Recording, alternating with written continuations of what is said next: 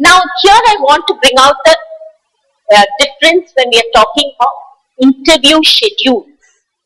An in-depth questionnaire is something like this,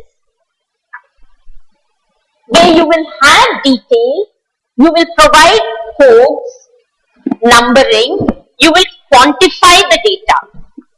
You see this? How codes are provided.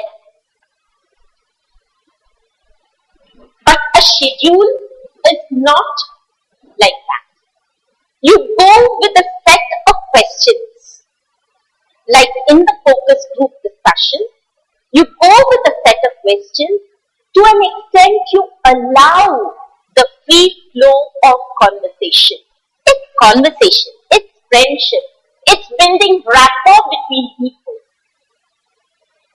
It allows for questions to, but then you don't break her flow. It depends on what kind of research it is. If you're using an in-depth study method to study her life cycle, that is her entire lifespan, that will have slightly different methods, you know.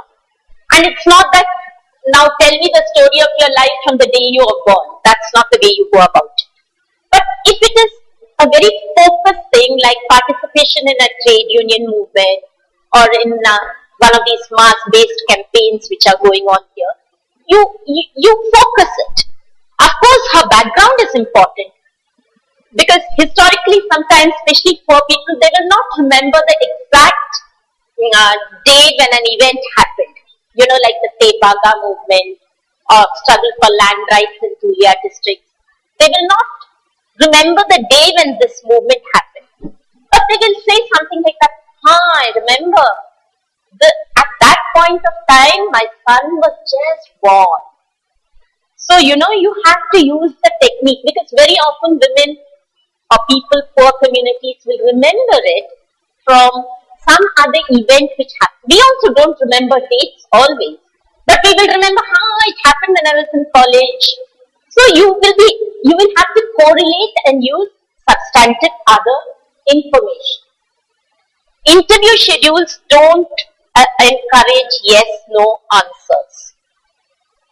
You are allowing the other person to talk, and it comes out with a more nuanced understanding.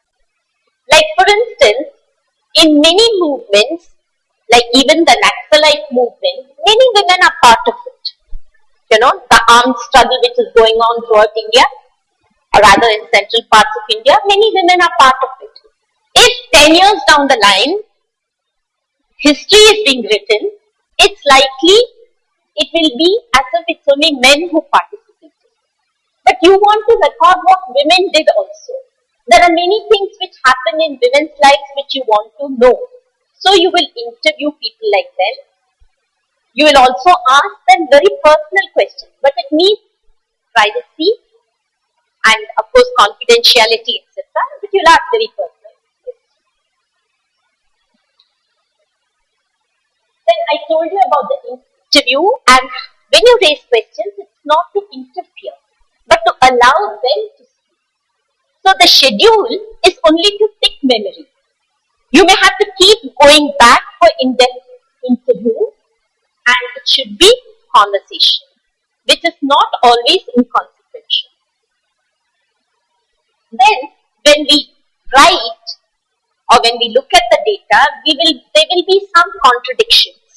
It's inevitable because memory itself plays tricks. And frankly, what we recall about, say, our college days when we are in college and what happened yesterday is very different from what you will recall it 10 years down the line.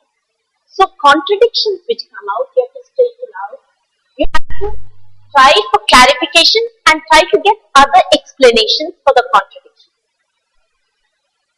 Then the logic of an argument has to be pursued. So do not devalue the comments by asking critical questions. Like if a woman speaks of domestic violence, don't say, I spoke to your husband, yes, you know, that means her truth is not her truth. She's telling a lie. You're in other words saying that, which can be very hurting and you disempowered her. So planning means background reading. You have to understand the problem in whole.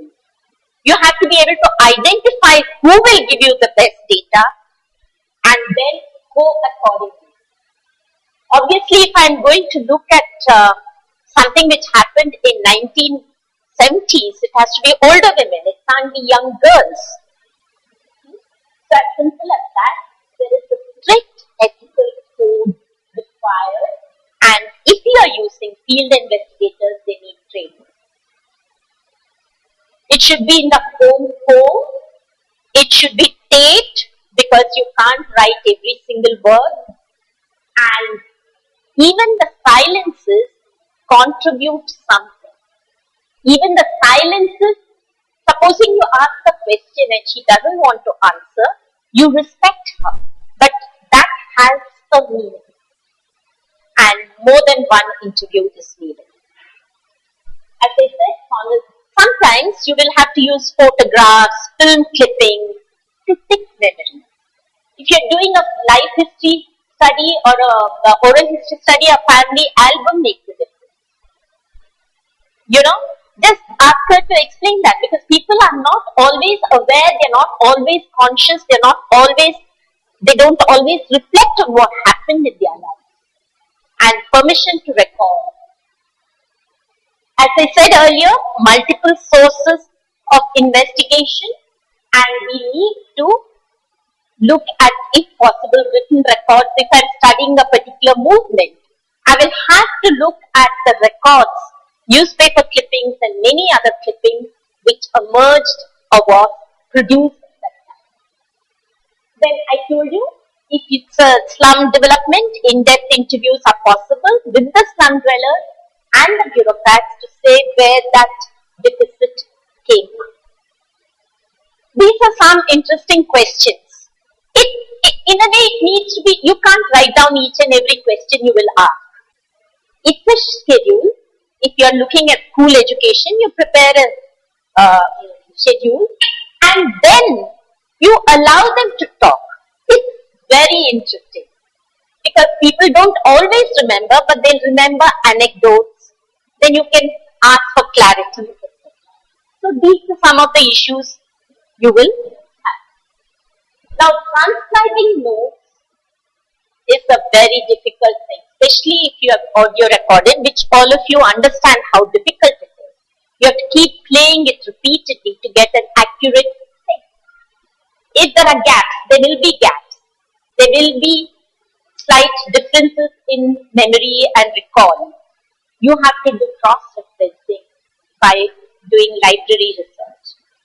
And then the editing is a big. Now, a little bit I will speak about the editing, because interview schedule, how are you going to present?